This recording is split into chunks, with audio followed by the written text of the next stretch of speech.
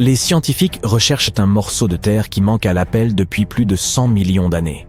Pas de quoi défrayer la chronique, puisque les gens cherchent constamment des informations sur l'histoire de notre planète. On pourrait croire qu'il ne s'agissait que d'une île minuscule, quelque part au milieu de l'océan. Eh bien, on aurait tort, car ce continent était autrefois aussi grand que tout le territoire des États-Unis. Pendant longtemps, les géologues se sont demandé si un énorme morceau de l'Australie contemporaine ne s'était pas volatilisé. Certains pensaient qu'il était simplement tapi quelque part au fond de l'océan. Mais grâce à des spécialistes néerlandais et à 7 années de recherche, nous savons désormais que des morceaux de cette terre perdue se sont retrouvés mêlés au sol des jungles luxuriantes de l'Asie du Sud-Est. Les continents que nous voyons aujourd'hui dans nos manuels de géographie sont comme des pièces de puzzle éparpillées. Vous pouvez même mener une petite expérience pour vous en rendre compte par vous-même. Trouvez une carte du monde en ligne et imprimez-la. Découpez tous les continents et amusez-vous à les rassembler. Vous remarquerez qu'ils s'emboîtent tous. La chose la plus frappante que vous verrez est probablement à quel point l'Amérique du Sud s'adapte parfaitement aux côtes de l'Afrique. Si vous comblez les océans qui se sont formés au cours des 200 derniers millions d'années, les continents semblent former une gigantesque lettre C. Et ce C est ce que les spécialistes appellent le supercontinent de la Pangée. Il flottait dans un océan appelé Pantalassa, et la partie intérieure de cette lettre C englobait une étendue d'eau plus petite appelée Thétis. C'est dans ce petit océan que les choses se corsent un peu. Au cours de la période jurassique, ce continent disparu, que les scientifiques ont d'abord baptisé Argolan, a laissé un trou béant en Australie, aujourd'hui connu sous le nom de plaine abyssale d'Argo. Les géologues ont d'abord cru que tout cela était dû à un processus de subduction. C'est lorsqu'une partie de la croûte terrestre plonge sous une autre et se recycle au sein du manteau de la planète. Habituellement, les spécialistes peuvent constater cette disparition continentale à travers l'érosion. C'est ainsi qu'ils ont découvert, par exemple, que l'Inde avait heurté l'Asie, résultant en la formation des majestueuses montagnes d'Himalaya. Mais pour Argolan, les choses étaient un peu plus compliquées. Des fragments ont été retrouvés dans des lieux tels que la Birmanie et l'Indonésie. Mais ils semblèrent être des reliques d'un temps révolu et paraissaient beaucoup plus anciens que lorsqu'Argolan était censé s'être séparé de l'Australie. Cela a immédiatement soulevé la question, si un continent peut se comporter de manière si étrange, combien d'autres sont susceptibles de faire de même?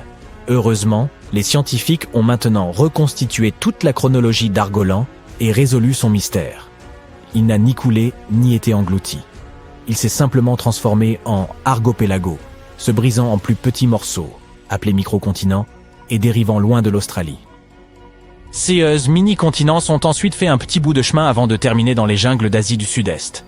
Cette découverte s'intègre parfaitement dans le puzzle de la Pangée.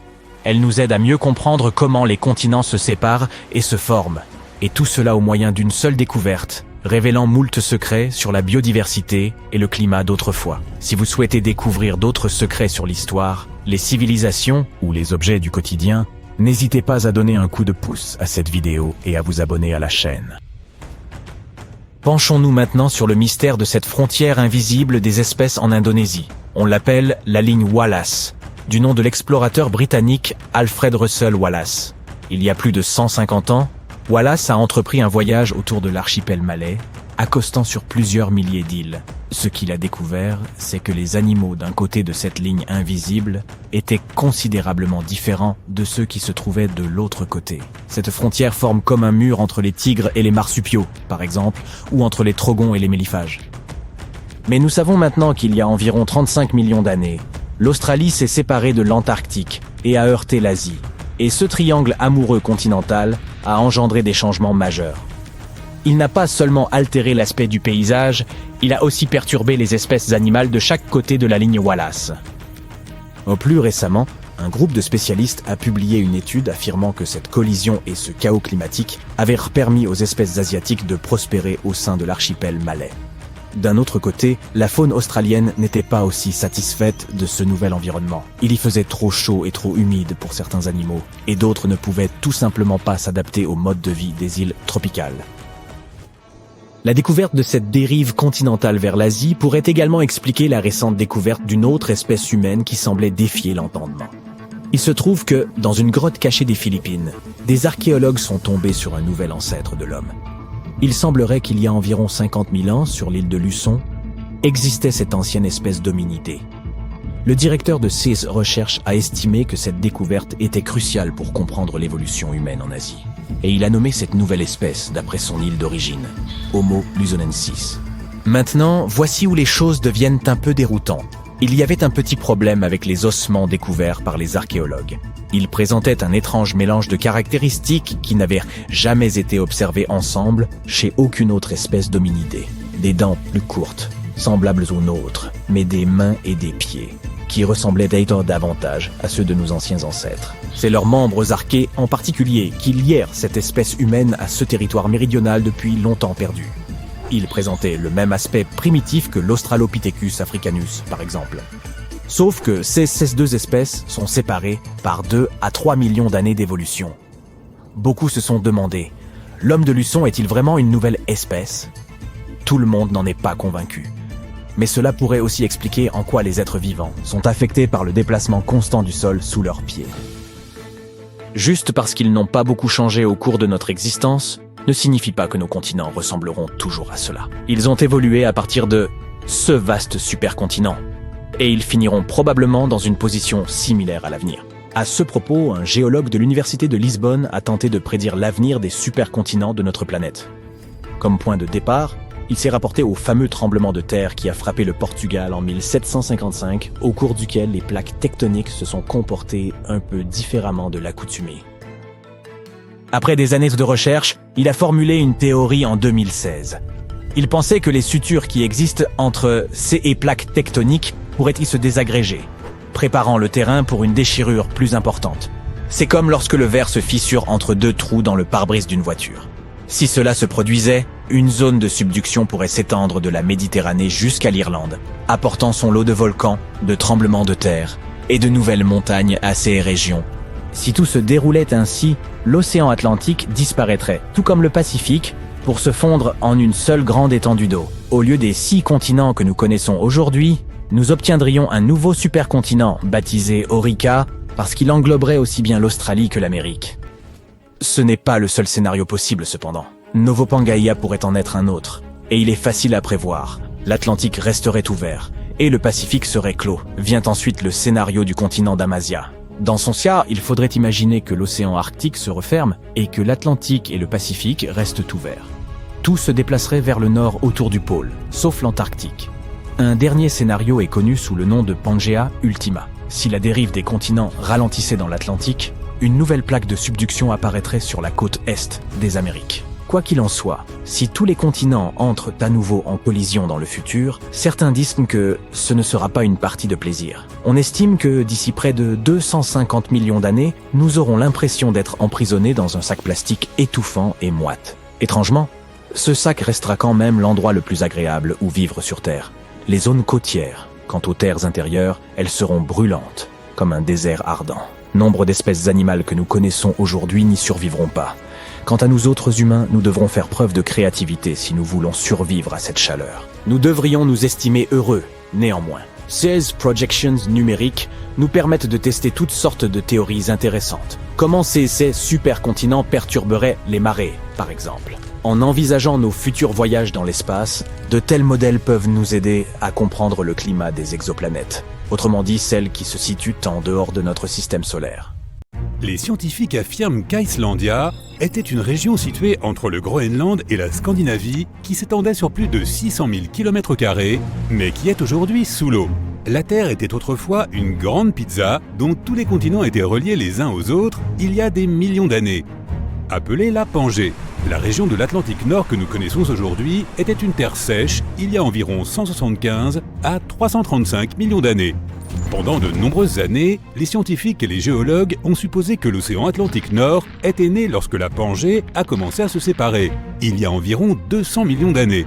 De même que les volcans dans la région où se trouve l'Islande, le pays est né il y a seulement 60 millions d'années, lorsqu'il s'est détaché et a navigué loin de toutes les autres terres.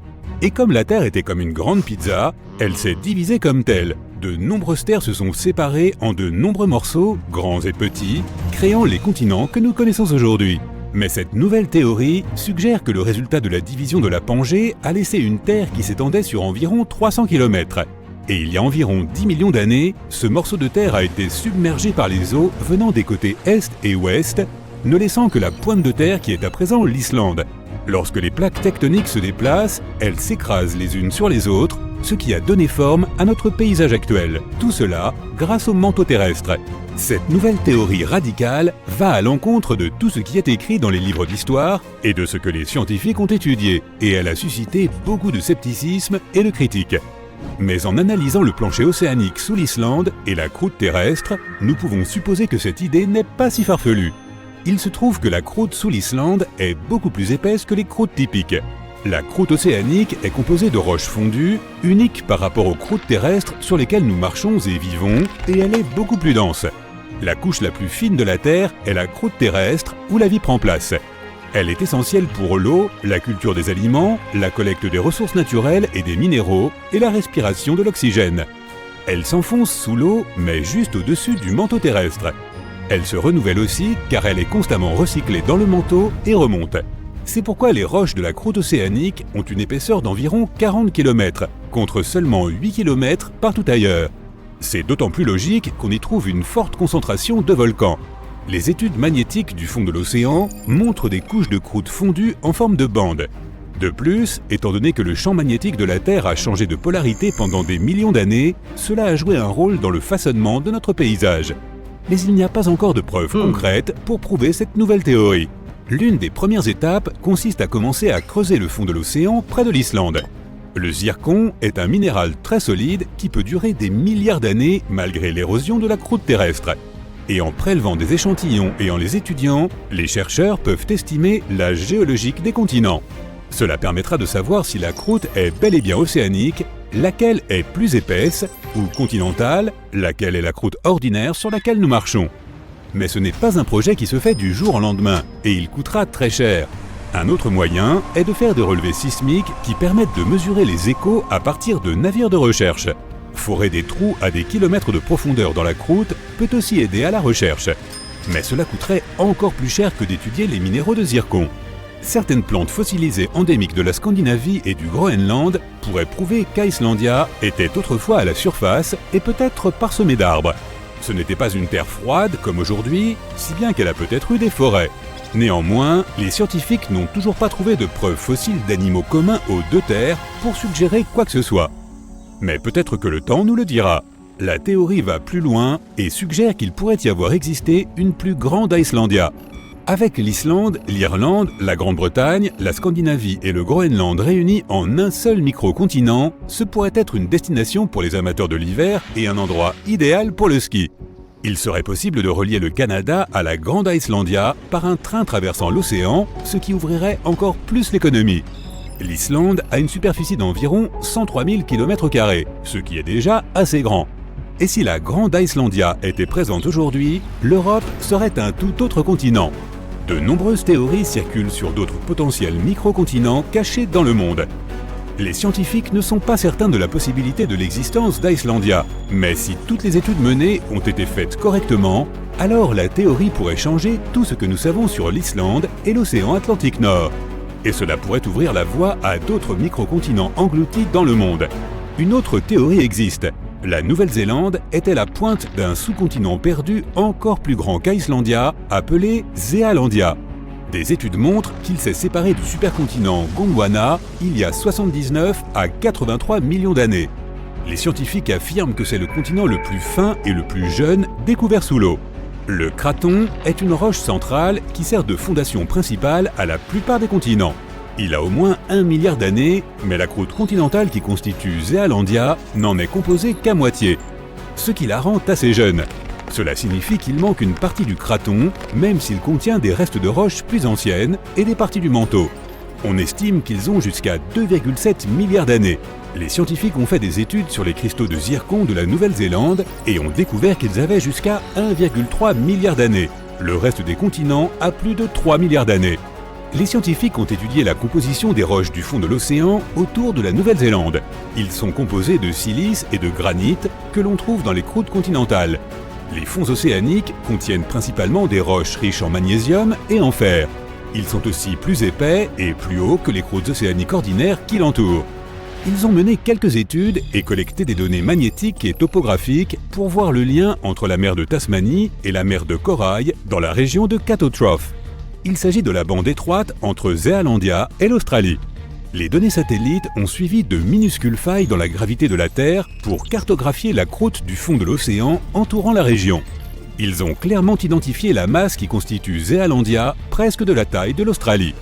Même si les signes sont là, cela ne prouve rien. Il est possible qu'il y ait un tas de microcontinents qui se soient tous séparés lorsque l'Australie s'est détachée du Gondwana. À l'époque, le supercontinent était composé de l'Amérique du Sud, de l'Antarctique, de l'Australie, de Zealandia, de l'Arabie et du sous-continent indien. Les croûtes continentales ne sont pas les mêmes que les autres croûtes océaniques qui les entourent. La Nouvelle-Zélande n'est pas le plus grand pays du monde, mais si les théories sont correctes, alors Zealandia ferait 6 fois sa taille actuelle. L'île Maurice est une île jeune qui n'a que quelques millions d'années. À seulement 1900 km de la côte africaine, on pense que cette petite île est née il y a environ 9 millions d'années. Les volcans sous-marins de la région ont craché tellement de lave qu'ils ont formé les terres actuelles. Mais les scientifiques y ont trouvé des roches de zircon qui ont plus de 3 milliards d'années. Il se peut qu'elles fassent aussi partie d'un continent submergé appelé Mauricia, qui ne fait qu'un quart de la taille de Madagascar. Les zircons qu'ils ont trouvés étaient enfouis dans des roches solides et pas seulement dans le sable. Ce qui peut exclure qu'ils se soient simplement échoués sur le rivage depuis un autre continent. Certains scientifiques ne sont toujours pas convaincus. Ils suggèrent que la découverte de roches qui ne se distinguent des autres roches typiques apportées par une éruption pourrait faire pencher la communauté scientifique vers cette théorie. Mais tout comme Icelandia pourrait faire partie de la Grande Icelandia, Mauricia s'appelait autrefois Rodinia, qui comprenait l'Inde et Madagascar. Selon certaines théories, Mauricia était recouverte d'eau lorsque l'Inde s'est détachée de Madagascar il y a environ 85 millions d'années. La plus grande clôture du monde s'étend sur plus de 5000 km, du Queensland à l'Australie méridionale. Si elle était déployée, elle pourrait facilement relier Londres à New York. Et si vous la longiez, il vous faudrait 6 mois pour terminer votre promenade. Elle n'a pas été construite pour protéger la frontière australienne. Ce serait inutile, car il n'y a que l'océan tout autour. Elle n'est pas non plus destinée à protéger un bâtiment important. Son but est de garder certaines espèces animales séparées les unes des autres. C'est à la fin du 19e siècle que les Australiens ont commencé à construire cette clôture. Ils voulaient créer une barrière séparant la partie animée du pays, avec des villes prospères comme Melbourne et Sydney, de l'arrière-pays, aride et sec. Ils ont utilisé des poteaux en bois enfoncés profondément dans le sol, reliés par un treillis métallique d'environ 2 mètres de haut. Certaines parties de la clôture ont même une seconde couche électrifiée. Pour s'assurer que cette clôture remplisse sa fonction, ils ont ajouté des lumières rouges et blanches pour pouvoir bien protéger les lieux, même de nuit. Une équipe de plus de 20 personnes travaille à temps plein pour que tout soit en ordre. Et chaque année, les autorités locales investissent environ 750 000 $ pour entretenir la construction. Pourquoi se donner tant de mal? La principale raison, c'était les dingos. Ces créatures, qui ressemblent à des loups-roux, sont les plus grands mammifères carnivores d'Australie. Et ils se trouvent au sommet de la chaîne alimentaire. Ils posaient beaucoup de problèmes aux agriculteurs locaux, en particulier dans le sud du Queensland, où ils attaquaient souvent les moutons. Dans l'ensemble, la clôture fonctionne bien, mais elle a ses défauts. Quelques dingos parviennent de temps en temps à se faufiler à travers. Parfois, ce sont des chameaux sauvages qui l'abîment. En effet, l'Australie possède une population de chameaux assez importante. Mais cette solution a eu quelques effets imprévus. On pensait qu'il y aurait tout simplement moins de dingos à l'intérieur des terres protégées. Mais moins de dingos signifie plus de kangourous. Et plus de kangourous, ça signifie plus de concurrence avec les moutons pour la nourriture. Les grands prédateurs ne sont pas les seuls à être touchés. Les petits animaux et la végétation ont également été affectés. Avec toute cette concurrence dans un espace réduit, les habitants ont remarqué une baisse de la diversité dans la flore et la petite faune. Avec le temps, le sol a perdu beaucoup de ses nutriments, ce qui a nui à la croissance des plantes. De plus, la clôture fait obstacle à la migration des espèces et à la dispersion des graines. Même les dunes de sable sont concernées. Moins d'herbe signifie une baisse de leur stabilité. En observant les kangourous des deux côtés de la clôture, les scientifiques ont remarqué que les petits nez à l'intérieur étaient en moyenne plus légers et moins grands. À l'extérieur, les kangourous avaient des pattes et une tête plus développées. Et ce n'est pas parce que leur régime alimentaire était différent. Les kangourous qui partageaient le territoire avec les dingos devaient grossir plus vite pour survivre. En revanche, ceux qui se trouvaient à l'intérieur de la clôture se développaient plus lentement. Ils n'étaient pas soumis à la même pression. Ils devaient se rivaliser avec un grand nombre de créatures. Mais leur taille n'était plus une priorité. Les chercheurs ne savent pas encore si cette différence est une solution rapide ou une adaptation génétique à long terme. Mais pourquoi ne pas tout simplement domestiquer les dingos? Beaucoup pensent qu'ils étaient autrefois des animaux de compagnie en Australie, mais ce n'est pas certain. De nos jours, ils sont plutôt sauvages, comme les loups, les hyènes et les coyotes. La plupart d'entre eux ne vivent pas en meute. Ce sont des chasseurs solitaires, dotés d'instincts aiguisés. Il ne sera donc pas facile de les apprivoiser. Toutefois, il n'est pas encore envisageable de démanteler la clôture. Les Australiens sont tellement stricts sur la question des dingos qu'ils ont même mis en place des lois sanctionnant les personnes qui abîmeraient la clôture. Laisser seulement un portail ouvert peut vous valoir une peine d'emprisonnement pouvant aller jusqu'à 3 mois. Endommager la clôture peut vous coûter 6 mois de liberté. Ce n'est pas la première fois que les Australiens se sont dit qu'une clôture pouvait les aider à résoudre les problèmes liés aux animaux. Avant de devoir s'occuper des dingos, ils ont connu une très grave invasion de lapins. Aussi mignons soient-ils, ces créatures endommagent les terres agricoles. Les habitants ont donc imaginé une clôture en 3 parties. La première s'étendait de Ravensthorpe, dans le sud, à Pardue Station, sur la côte de Pilbara. Elle mesurait plus de 1770 km de long, ce qui en faisait à l'époque la plus longue clôture ininterrompue au monde. Tous ces problèmes de lapins peuvent être attribués à un certain Thomas Austin. En 1859, à son arrivée dans le pays, il s'est dit que ce serait une bonne idée de relâcher quelques lapins dans la nature. Il pensait que cela ajouterait un peu de charme à l'endroit. Mais comme les lapins ne sont pas originaires d'Australie, ils n'avaient là pas de prédateurs naturels à l'époque. Ce sont des créatures qui s'adaptent facilement et qui n'ont besoin que d'un peu d'herbe pour se nourrir. Ils se reproduisent également à une vitesse étonnante. Une maman lapin peut avoir 4 portées par an, comptant chacune jusqu'à 5 petits. Très vite, leur nombre a explosé. À la fin des années 1880, les lapins avaient causé tellement de dégâts que les autorités locales ont fait une proposition. Elles offriraient l'équivalent de près de 2 millions de dollars d'aujourd'hui à quiconque trouverait une solution à ce problème aux dents longues. Personne n'a réclamé le prix, mais une commission s'est réunie un peu plus d'une décennie plus tard et a proposé l'idée de la clôture. L'entretien de ces clôtures était compliqué. Des inspecteurs veillaient au grain, chacun d'entre eux étant responsable d'un tronçon d'environ 800 km de long. Des patrouilles surveillaient aussi de plus petites sections, d'abord à vélo, puis à dos de chameau ou en charrette. Ils ont même essayé d'utiliser des voitures à un moment donné, mais elles n'étaient pas adaptées au terrain accidenté et leurs pneus crevaient constamment. Pour ce qui est de son efficacité, eh bien, en 1902, les lapins traînaient déjà du mauvais côté de la clôture. Alors, 4 ans plus tard, on en a installé une autre. Cela a fonctionné pendant un certain temps et les autorités locales n'ont pas pris la peine de venir en aide aux agriculteurs au-delà de cette deuxième clôture en leur accordant des prêts pour la pose de filets à lapins. Ceux qui se trouvaient entre les 2 clôtures avaient cependant du mal à faire face aux problèmes des lapins. Très vite, ceux-ci se sont répandus au-delà de la deuxième clôture et il était maintenant clair que cette solution ne fonctionnait pas.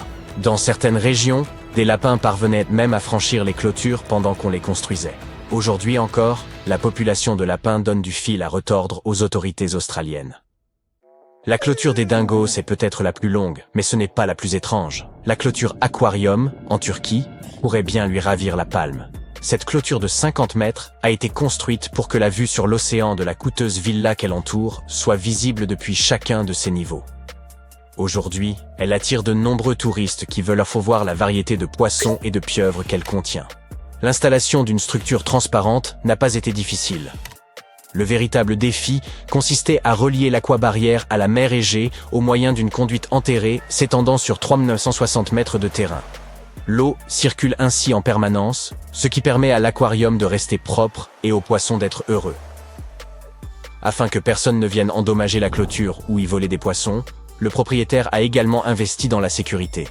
Il a installé un réseau de 17 caméras équipées d'un système de reconnaissance faciale. Les visiteurs sont libres de regarder et de prendre des photos. Mais si vous vous approchez trop près, vous risquez de déclencher des alarmes. Une autre de ces étranges barrières est la clôture à soutien-gorge de Nouvelle-Zélande. Si vous passez un jour par le district de Central Otago, vous tomberez peut-être sur une clôture ornée de soutien-gorge de toute taille. Son histoire remonte à 1999, lorsque des habitants ont découvert 4 soutiens-gorge mystérieusement accrochés à la clôture le long de la route de Cardrona Valley. Surpris, certaines personnes ont commencé à ajouter leur soutien-gorge au décor.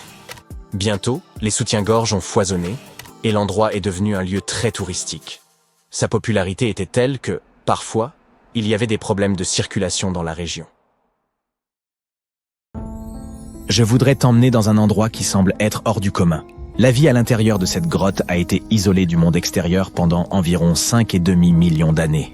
Et cela se voit. Tu peux d'ailleurs t'en rendre compte par toi-même. En raison d'un isolement aussi long, les conditions à l'intérieur de la grotte de Mauville sont inégalées sur notre planète. On y trouve un écosystème exceptionnel, même si la lumière du soleil manque cruellement à l'intérieur de la grotte et que l'air y est toxique. La grotte, située à quelques kilomètres à l'ouest de la mer Noire en Roumanie, a été découverte pour la première fois en 1986. Aujourd'hui, on ne peut la visiter qu'avec une autorisation spéciale.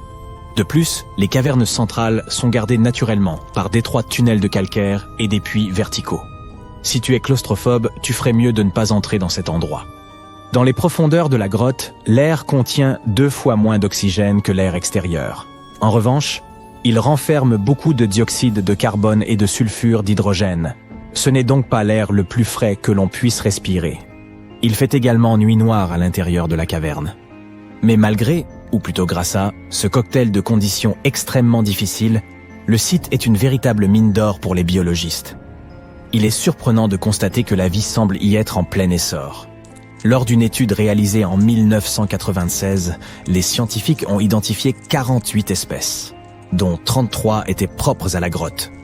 La plupart des créatures qui peuplent la grotte sont minuscules, avec de longs membres et des antennes qui les aident à se diriger dans l'obscurité. Ces créatures sont incapables de voir et n'ont pas de pigments, et c'est logique.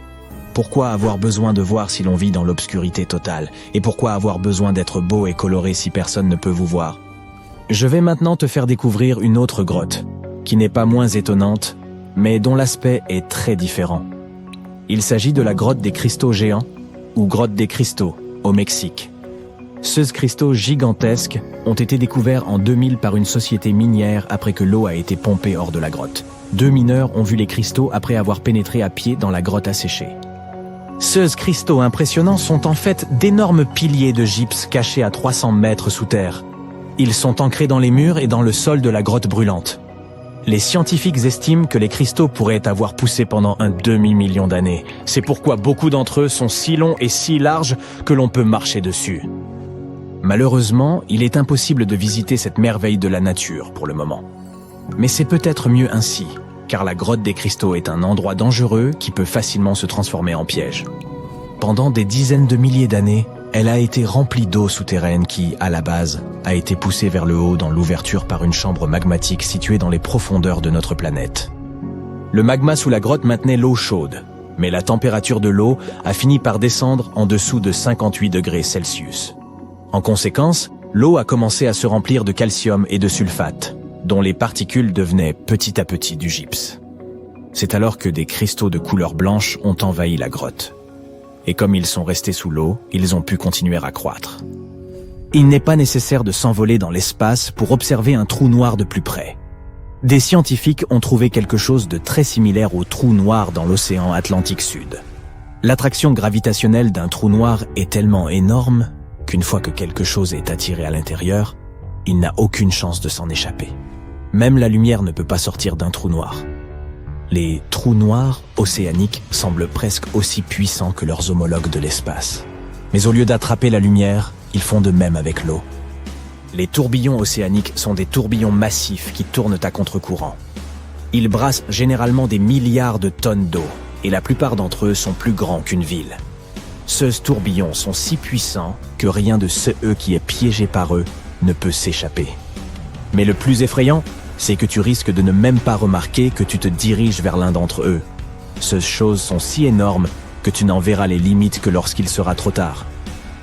Lorsque les scientifiques ont commencé à explorer les tourbillons océaniques à l'aide de satellites, Ils ont découvert les limites de plusieurs tourbillons. Ils ont ensuite réussi à prouver que, mathématiquement, ces tourbillons sont identiques aux mystérieux trous noirs de l'espace. Les tourbillons massifs sont entourés de barrières très étanches, où les fluides se déplacent en boucles fermées. Même l'eau ne peut sortir de l'intérieur de ces boucles.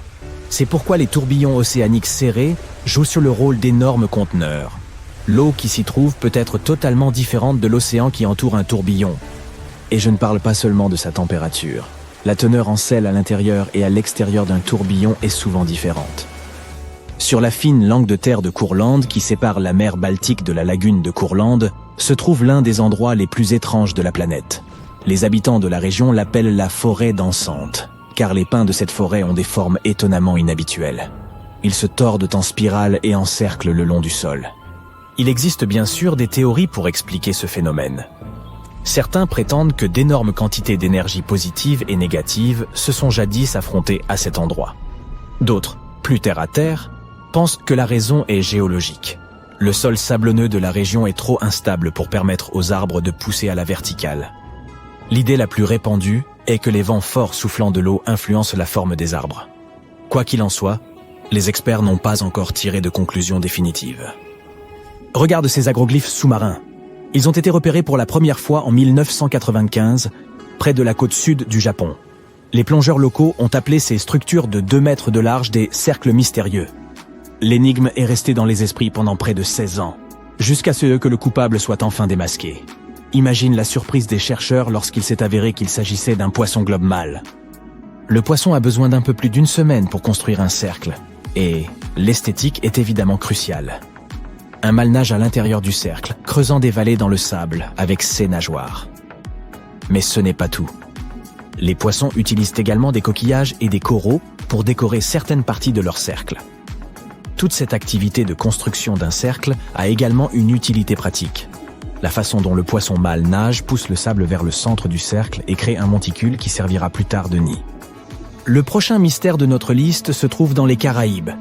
Au large des côtes du Belize, il y a un gouffre géant. C'est le Grand Trou Bleu. Il mesure environ 305 mètres de diamètre et plus de 122 mètres de profondeur. Il y a très longtemps, ce trou était une grotte. Mais la montée des eaux l'a rempli et il s'est effondré sur lui-même. Plus on descend dans les eaux cristallines du Grand Trou Bleu, plus il devient sombre.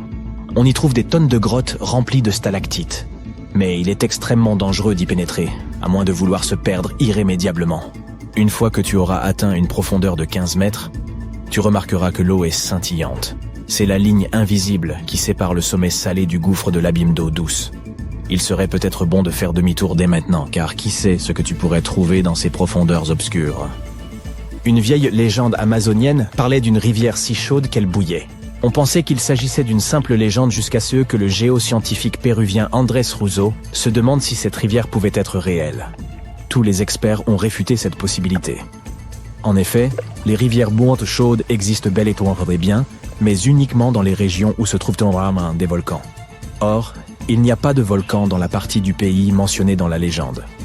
Mais Andrés Russo était trop déterminé pour abandonner.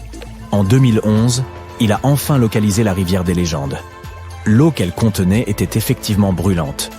Sa température était de 85 degrés Celsius.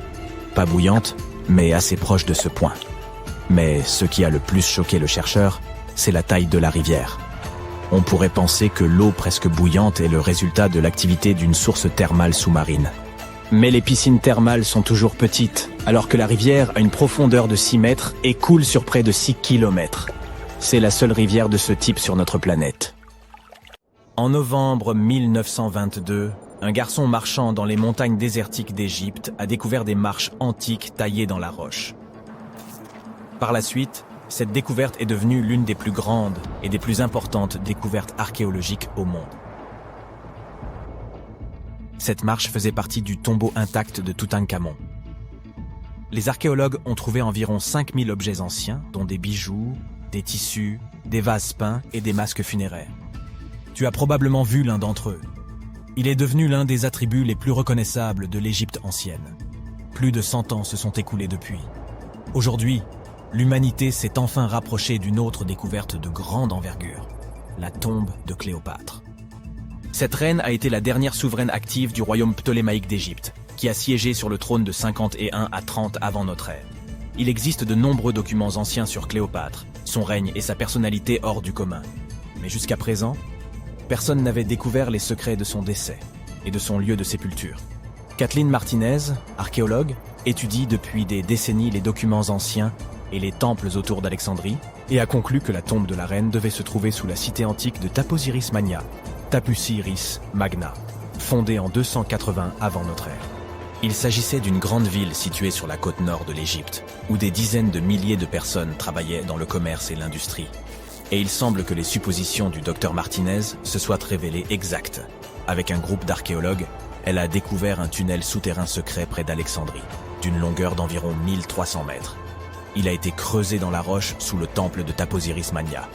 Au cours des fouilles, ils ont trouvé de nombreux éléments qui indiquent que la tombe de Cléopâtre se trouve dans les profondeurs du tunnel. Il est également possible qu'elle y soit enterrée avec le commandant romain Marc-Antoine. Selon des documents anciens, Cléopâtre et Marc-Antoine s'aimaient et s'opposaient ensemble au Sénat romain, qui déclarait Antoine traître. Le fait que des catastrophes naturelles se soient produites sur le territoire de Taposiris Magna pendant des milliers d'années peut compliquer les fouilles. Des tremblements de terre et des inondations ont détruit la ville, et peut-être inondé ces tunnels souterrains. Mais les archéologues espèrent peu que l'ancienne tombe est restée intacte et qu'elle cache de nombreux trésors et documents sur la vie royale de l'Égypte ancienne sous le règne de la dernière dynastie. Il est possible que les fouilles se déroulent sous l'eau et dans la boue. Cela demandera beaucoup de temps et de moyens financiers, mais les archéologues sont sûrs que cela en vaut la peine.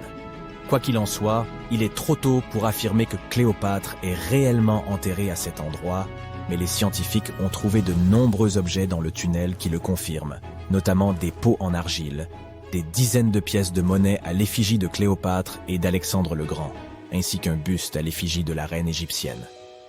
Cléopâtre reste l'une des personnalités les plus populaires d'Égypte, au même titre que Ramsès III et Toutankhamon. Elle a inspiré de nombreux films, peintures et livres. Mais qu'est-ce qui l'a rendue si populaire? Elle est devenue célèbre pour son inconstance. C'était une souveraine belle et intelligente qui a sorti l'Égypte de la crise et en a fait une puissance prospère. Les textes arabes médiévaux indiquent qu'elle connaissait la chimie, les mathématiques et la philosophie, et qu'elle a peut-être écrit plusieurs ouvrages scientifiques. Elle connaissait plusieurs langues et avait d'excellentes compétences diplomatiques. Par ailleurs, de nombreuses légendes affirment qu'elle était une femme fatale, qui rendait beaucoup d'hommes fous. Cependant, rien ne prouve que sa beauté était incomparable. Hollywood a créé l'image d'un modèle éblouissant en tournant plusieurs films dans lesquels des actrices célèbres interprétaient le rôle de Cléopâtre. L'empereur romain Octave, fils adoptif de Jules César, a quant à lui créé l'image d'une séductrice insidieuse parce qu'il était son ennemi. Bien qu'elle soit née en Égypte, Cléopâtre n'était pas égyptienne. Ses ancêtres étaient des Grecs, dont l'un des généraux d'Alexandre le Grand. Cependant, le peuple égyptien l'aimait. Elle a appris la langue et a été très sensible aux traditions de ce pays. Elle connaissait bien l'histoire, la mentalité et les coutumes de l'Égypte ancienne. Elle a relevé le niveau de l'économie égyptienne et renforcé le statut de l'Égypte en tant que puissance mondiale. Tout cela a été rendu possible en grande partie grâce à sa ruse et à sa force de persuasion. Elle aimait les représentations théâtrales et les fêtes somptueuses. Elle savait comment surprendre les gens et se donner en spectacle.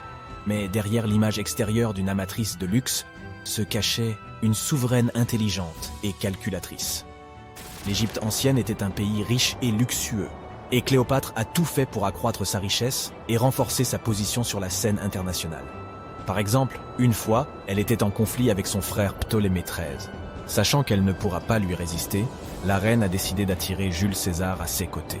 L'empereur romain est arrivé à Alexandrie, où Cléopâtre voulait le rencontrer. Mais Ptolémée a eu vent de ses projets et a voulu l'empêcher de se rendre auprès de César.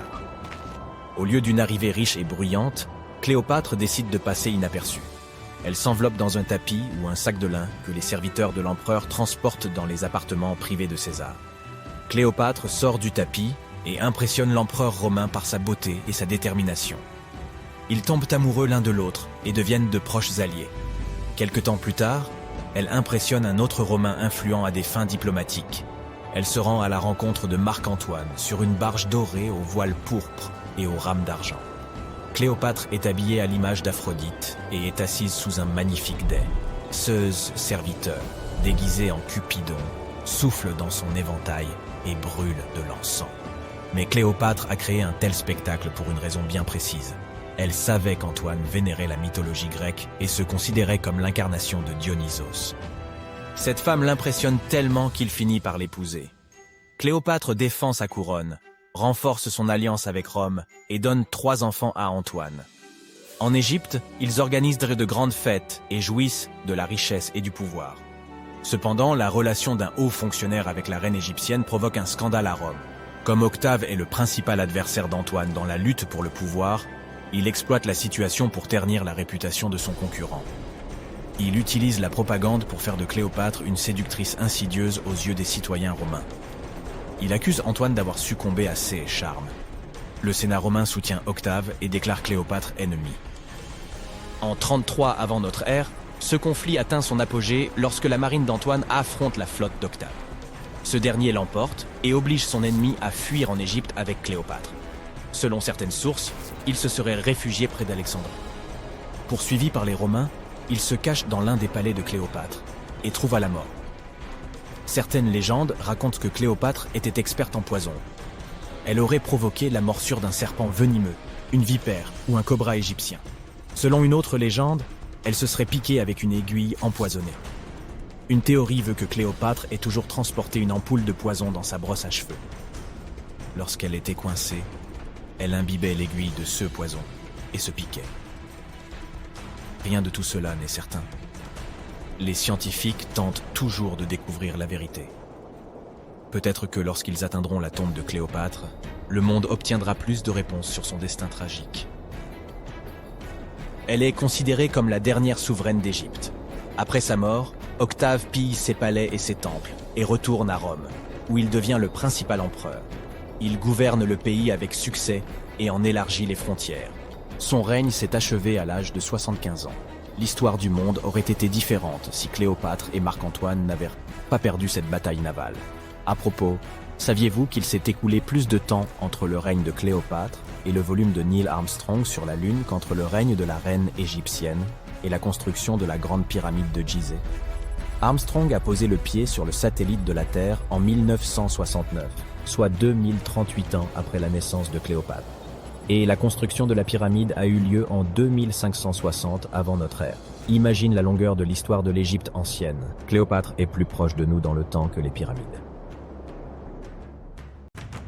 Les scientifiques ont récemment découvert des vestiges comparables à l'Atlantide, près de l'Australie. Autrefois, un continent entier se trouvait là, désormais submergé. Voici son histoire.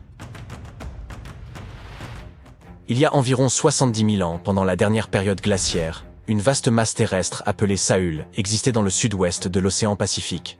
Cet ancien supercontinent connectait ce que nous connaissons aujourd'hui sous les noms d'Australie, de Nouvelle-Guinée, de Tasmanie et des îles Aru, formant une immense étendue de terre continue. Imaginez des forêts tropicales luxuriantes entourées de majestueuses montagnes. Les plus hautes montagnes de Saül se trouvaient dans les hautes terres de Nouvelle-Guinée et atteignaient des sommets de plus de 3900 mètres. Ce lieu exceptionnel abritait une diversité d'animaux uniques, principalement des marsupiaux. Mais il n'y avait pas que des koalas et des kangourous. Saül hébergeait divers types de brouteurs, fouisseurs, charognards et prédateurs. On y trouvait le gigantesque Diprotodon, le redoutable chasseur qu'était le Thylacoleo, et le terrifiant Mégalania, une créature bien plus grande que la plupart des lézards vivants aujourd'hui. Ce territoire était tout à fait singulier, car, tandis que le reste du monde était peuplé d'animaux placentaires comme les loups, les éléphants et les humains, Saül ne comptait parmi ces mammifères classiques que des chauves-souris et des rongeurs. Toutefois, ces différentes régions présentèrent des écosystèmes variés. Les régions de Timor, d'Arafura et de Carpentaria étaient hautes et couvertes de savanes et de forêts sèches, rappelant un peu l'Australie moderne avec ses déserts arides, ses broussailles, ses steppes et ses forêts tempérées le long de la côte est. À cette époque, les humains migraient à travers le globe. Ils ont entrepris un voyage extraordinaire depuis l'Asie du Sud-Est jusqu'à Saül, et y sont parvenus pour la première fois il y a 60 à 45 000 ans. Ils voyageaient principalement à pied et traversèrent la mer à l'aide de radeaux en bambou et de bateaux rudimentaires. Ils provenaient de l'ancien plateau continental de Sunda, qui englobait des parties de l'Asie du Sud-Est. En traversant une série d'îles connues sous le nom de Wallacea, ils se sont finalement répandus à travers le Sahul. Et ce n'était pas un petit périple. Le Sahul était immense, s'étendant sur environ 10,6 millions de kilomètres carrés, soit une superficie plus grande que celle des États-Unis ou du Canada. Il s'étirait de l'équateur jusqu'à la partie sud de la Nouvelle-Zélande. Ainsi, en arrivant dans ce qui est aujourd'hui l'Australie, ces voyageurs devinrent les premiers habitants de cette terre. Les scientifiques estiment que le Sahul comptait alors environ 500 000 habitants. Nous avons aussi découvert des peintures rupestres datant d'environ 40 000 ans, qui représentaient des scènes de chasse au buffle nain ou à Noah face à des figures humaines et animales. Les chercheurs s'efforcent de comprendre comment ces premiers colons se déplaçaient à travers le Sahul et où trouver des traces archéologiques de leur voyage. Pour ce faire, ils ont créé un modèle informatique de l'évolution du paysage. Cette simulation a montré les transformations du Sahul entre 75 et 35 000 ans, révélant des routes migratoires potentielles et des sites archéologiques. Les hommes se déplaçaient probablement le long des côtes et des rivières. Mais comment le Sahul a-t-il été submergé, à l'image de la mythique Atlantide? Durant la dernière période glaciaire, une grande partie de l'eau terrestre était emprisonnée dans d'immenses calottes glaciaires, faisant ainsi baisser le niveau de la mer. Par la suite, avec l'augmentation des températures mondiales, ces calottes ont fondu et le niveau de la mer a monté d'autant, submergeant les ponts terrestres qui reliaient les différentes parties du Sahul. Il y a environ 8000 ans, la Nouvelle-Guinée s'est séparée de l'Australie continentale. Puis, il y a environ 6000 ans, ce fut au tour de la Tasmanie. Mais grâce aux nouvelles technologies, nous pouvons encore explorer les parties submergées du Sahul. Les plongeurs explorent et collectent des échantillons directement depuis le fond de l'océan, et les drones sous-marins peuvent atteindre des zones trop profondes ou dangereuses pour les humains. Grâce à la cartographie par sonar, les scientifiques utilisent les ondes sonores pour dresser des cartes du fond marin, un peu comme utiliser un écho permettant de voir sous l'eau. Les ondes rebondissent sur le fond marin et reviennent à l'envoyeur, aidant ainsi à composer une image des environs. Dans les profondeurs sous-marines, les archéologues ont trouvé des outils en pierre et d'autres artefacts.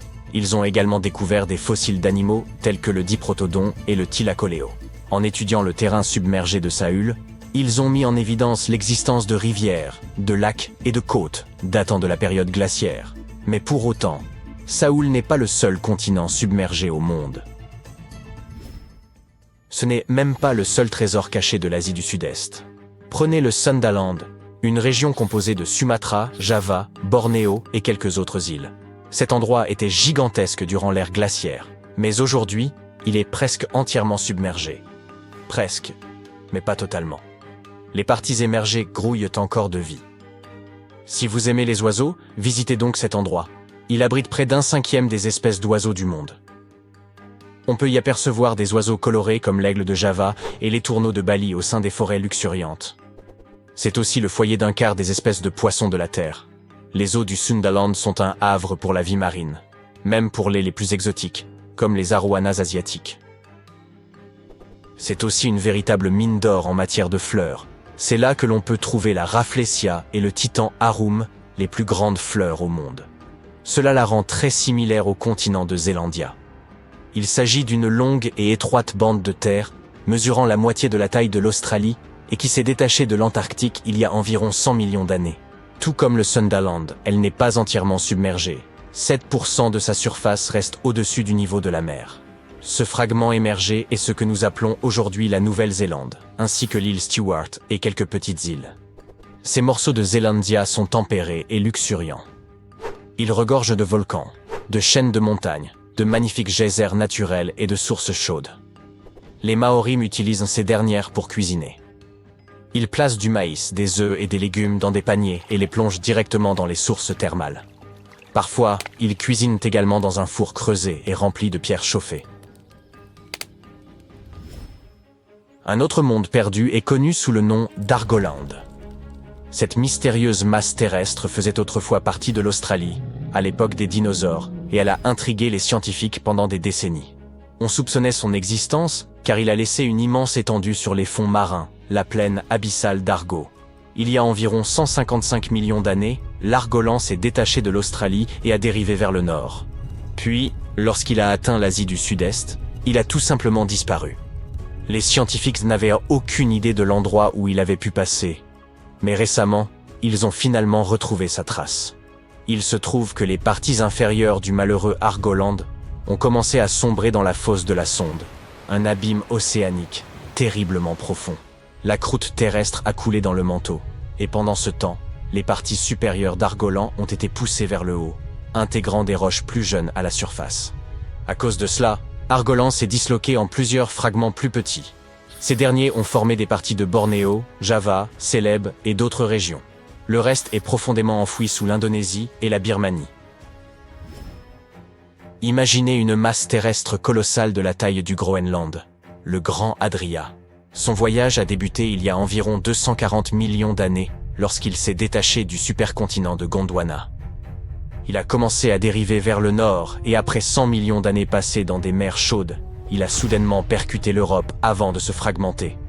La plupart de ces morceaux ont été entraînés profondément dans le manteau terrestre, mais certains ont été arrachés et sont devenus partie intégrante de chaînes montagneuses comme celle des Alpes. Aujourd'hui, les vestiges du Grand Adria sont dispersés dans plus de 30 pays, de l'Espagne jusqu'à l'Iran. C'est pourquoi ils sont si difficiles à localiser. Les Seychelles faisaient également partie de Gondwana. Et oui, ces îles idylliques reposent sur les vestiges de l'ancien continent. Nous en avons d'ailleurs appris beaucoup grâce à ces fascinants affleurements granitiques. C'est Alfred Wegener qui a suggéré la dérive des continents il y a près d'un siècle, mais personne ne le croyait à l'époque. Et ces affleurements l'ont aidé à prouver que les plaques tectoniques se déplaçaient réellement. Les Seychelles se sont séparées de l'Inde et de Madagascar, et sont finalement devenus un archipel solitaire dans l'océan Indien. Cela s'est probablement produit à cause de l'activité volcanique intense des trappes du Décan. Aujourd'hui, les îles abritent des espèces uniques, tant sur Terre que dans les récifs coralliens environnants. Le microcontinent de Mauritia s'est détaché de l'Inde après l'extinction des dinosaures. Au cours de son voyage, il s'est étiré pour prendre une forme de ruban, avant de se fragmenter. Aujourd'hui, ces fragments sont éparpillés sous l'océan Indien. Les scientifiques ont découvert cette terre perdue en étudiant de minuscules cristaux anciens appelés zircons. Ces zircons sont pareils à des capsules temporelles. Ils remontent à une période antédiluvienne, pouvant aller de 660 millions à 2 milliards d'années, bien plus anciens que l'île Maurice elle-même. Ces cristaux anciens ont suggéré l'existence d'une autre Atlantide quelque part à proximité. Il semble qu'il y ait des continents engloutis un peu partout dans le monde. Et peut-être en découvrirons-nous encore beaucoup d'autres à l'avenir.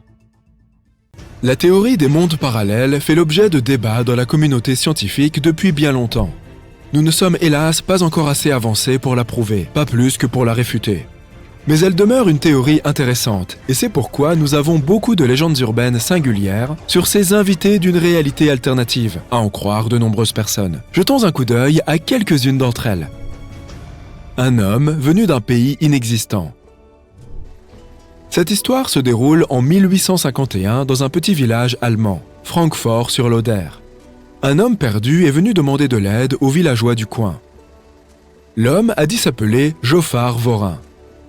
Il parlait très mal allemand et s'exprimait avec un fort accent.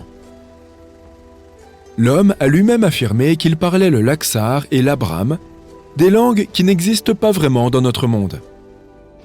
Il a prétendu venir de Laxaria, un pays se trouvant sur le continent de Sakria, séparé de l'Europe par un immense océan. Cependant, aucun de ces endroits n'existait sur nos cartes. Les gens ont confié Joffard aux autorités locales. Il a parlé à un psychiatre, mais le médecin a conclu que l'homme était totalement sain d'esprit. Une enquête de la police locale n'a également rien révélé de suspect à son égard. Joffard Vorin a affirmé que le but de sa visite en Europe était de retrouver son frère, perdu depuis longtemps. Il avait survécu à un naufrage et s'était retrouvé près du village. On lui a montré une carte du monde ainsi qu'un globe terrestre, et on lui a demandé d'indiquer l'endroit où son navire avait sombré, mais il n'a rien reconnu de familier. Il semblait disposer de connaissances approfondies sur son monde d'origine. Joffard était capable d'en nommer les 5 continents principaux, Sakria, Aflar, Astar, Oslar et Euplar. Son histoire a été jugée plausible. Les savants de Francfort ont décidé de l'envoyer à Berlin pour des recherches plus approfondies. Cependant, pendant le voyage, il a semblé avoir une sorte de crise. L'homme a soudainement sauté de la voiture et a disparu dans la forêt environnante. En dépit d'une recherche longue et minutieuse, on n'a retrouvé aucune trace de Jaufar. Il semblait avoir disparu aussi mystérieusement qu'il était apparu. L'inspecteur Labouffe, chargé de l'escorter à Berlin, a pensé que cet homme pouvait bel et bien provenir d'un autre monde et qu'il était retourné d'où il était venu. Une dame sur la route 167. Cet incident s'est produit le 20 octobre 1969. Il a été rapporté pour la première fois en 1988 dans le magazine Strange. L'article relate l'histoire de deux hommes, LC et son partenaire d'affaires Charlie. Ce sont des noms d'emprunt. Un après-midi, LC et Charlie roulaient sur la route 167 dans le sud-ouest de la Louisiane. Tout en discutant de leur travail, ils se sont dirigés vers le centre pétrolier de Lafayette. Au début, l'autoroute était vide, mais les hommes ont ensuite remarqué une voiture très ancienne et extrêmement lente devant eux. Les deux hommes ont commencé à discuter de cette étrange automobile. De telles voitures n'étaient plus produites depuis plusieurs décennies, mais celle-ci avait l'air toute neuve. Ils ont présumé que son propriétaire devait en prendre particulièrement soin, et ils ne se lassaient pas de l'admirer. Ils ont ralenti pour mieux voir la voiture. LC a remarqué un insigne orange vif sur lequel il était écrit 1940. Ils ont alors vu le conducteur. C'était une jeune femme habillée à l'ancienne, un chapeau décoré d'une longue plume et un manteau de fourrure. Quoi qu'il fasse assez chaud dehors. Il y avait un enfant à côté d'elle, également vêtu d'un manteau et d'un couvre-chef.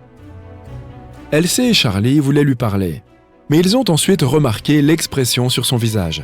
La femme regardait autour d'elle, paniquée, presque au bord des larmes. LC l'a interpellée et lui a demandé si elle avait besoin d'aide. Elle a hoché la tête et il lui a fait signe de se ranger sur le côté de la route. Mais lorsque les hommes se sont également garés, ils ont soudain remarqué que la voiture de la femme avait disparu. Ils ont regardé tout autour d'eux en état de choc. Elle n'avait pas pu aller bien loin en aussi peu de temps. Mais la voiture était introuvable. Après un certain temps, un autre homme est arrivé en voiture auprès de Charlie et LC. Il avait vu tout ce qui s'est passé et a affirmé que la voiture s'était simplement volatilisée. Les hommes ont discuté de l'incident pendant plusieurs heures. Lorsqu'ils sont arrivés en ville, ils ont contacté les autorités. La police n'a cependant pu leur être d'aucune aide. À part leurs paroles, il n'y avait aucune confirmation de l'existence de cette voiture. L'affaire a été débattue pendant un moment dans les journaux locaux avant d'être oubliée. L'incident du canyon de Gadionton. Cet incident s'est produit en mai 1972. Dans le sud-est de l'Utah, près du passage à niveau de Modena, à la lisière du désert d'Escalante. Jenna North conduisait la Chevrolet Nova 1971 de son père. Son amie, Carol Abbott, se trouvait sur le siège passager. Il y avait deux autres filles sur la banquette arrière, Lisa Rochefort et Bethany Gordon. Il était plus de 22 heures lorsqu'elles ont traversé la frontière entre l'Utah et le Nevada. Elles voulaient rentrer au campus avant que leur surveillante, Madame Mortensen, ne verrouille les portes du dortoir. Cette portion de la route 56 dans l'Utah est plutôt déserte. Il n'y a rien d'autre que du sable et quelques plantes. Les filles étaient soulagées quand elles ont enfin remarqué le passage à niveau de l'Union Pacific à Modena. Mais juste derrière la rambarde, Jenna a remarqué deux routes. L'une s'enfonçait dans le désert et l'autre vers le canyon de Gadionton. Les filles ont décidé de prendre la route en direction du canyon. Elles pensaient que ça pouvait être un raccourci vers le campus. Les autres filles discutaient entre elles lorsque Jenna a remarqué qu'elle ne roulait plus sur du goudron, mais sur du ciment blanc. « Attention !» a soudainement crié l'une des filles. La route se terminait brutalement sur une haute paroi rocheuse. C'était une impasse. Elle n'avait pas d'autre choix que de rebrousser chemin. Et tandis que les amis de Jenna se plaignaient déjà qu'il leur faudrait dormir dans la voiture, Jenna a remarqué que le paysage avait radicalement changé. Elle n'était plus dans un désert. Au lieu de cela, le canyon s'était transformé en une vaste zone, couverte de champs de blé, de bosquets de pins et même d'un petit lac. La pleine lune brillait dans le ciel, ce qui était étrange, car elle n'aurait pas dû être là cette nuit-là. Les jeunes filles n'avaient aucune idée de l'endroit où elles se trouvaient. Alors, elles ont simplement conduit en direction de la lumière qu'elles distinguaient au loin. C'était un bâtiment qu'elles pensaient être un restaurant ou un relais d'autoroute. Elles y ont vu une enseigne lumineuse, mais aucune d'entre elles ne pouvait lire ce qui était écrit dessus. Ces symboles ne ressemblaient à aucune langue qu'elles aient connue. Soudain, plusieurs personnes sont sorties du bâtiment. Ils semblaient choqués et effrayés par la Chevrolet de Jenna. Ils ont agité leurs mains et crié quelque chose, mais les filles ne les comprenaient pas. Lisa a décidé de demander son chemin à ces hommes. Elle a passé la tête par la fenêtre et a immédiatement poussé un cri de terreur. « Partons d'ici !» a-t-elle crié à Jenna. La Chevrolet s'est éloignée du bâtiment en trombe. Des phares brillants éclairaient leur voiture par derrière. Ils étaient poursuivis par quelques véhicules. Ceux-ci avaient la forme d'œufs, n'avaient que 3 roues et semblaient bourdonner. La route droit devant menait au canyon. Jenna n'a pas eu le temps de ralentir et est rentrée dedans de plein fouet. Les véhicules avaient disparu en même temps que ce paysage inconnu. Les filles étaient de nouveau dans le désert. Heureusement, aucune d'entre elles n'était blessée, du moins physiquement. Mais Lisa était en état de choc. Elle répétait sans cesse « Il n'était pas humain !» Ses amis ont dû l'aider à marcher. 1 heure plus tard, elles ont réussi à arrêter une voiture de patrouille de la police routière. Elles leur ont raconté leur histoire. Les détails du rapport compilé par l'agent de police étaient compliqués et confus. Pendant l'enquête, les policiers n'ont pas pu déterminer, sur la base des traces de pneus, l'endroit exact où la voiture s'était égarée. Les traces se terminaient très brusquement, comme si la Chevrolet avait soudainement disparu. La police ne pouvait pas expliquer comment la voiture avait pu parcourir 3 km sans laisser la moindre trace, surtout sur un sol pareil.